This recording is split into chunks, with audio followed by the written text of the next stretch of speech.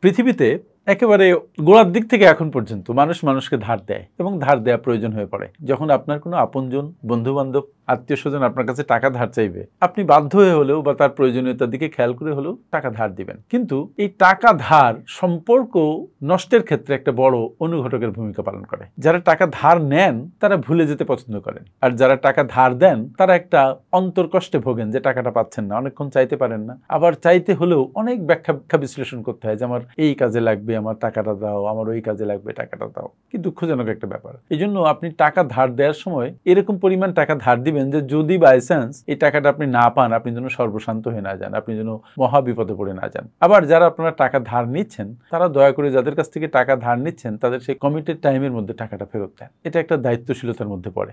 দুই পক্ষ থেকেই কেয়ারফুল হওয়া দরকার। টাকা ধার দেওয়ার ব্যাপারেও কেয়ারফুল হওয়া দরকার, আর টাকা যিনি ধার নিচ্ছেন তাকে আরো বেশি কেয়ারফুল হওয়া দরকার। ঠিক বলেছি না? Thank you.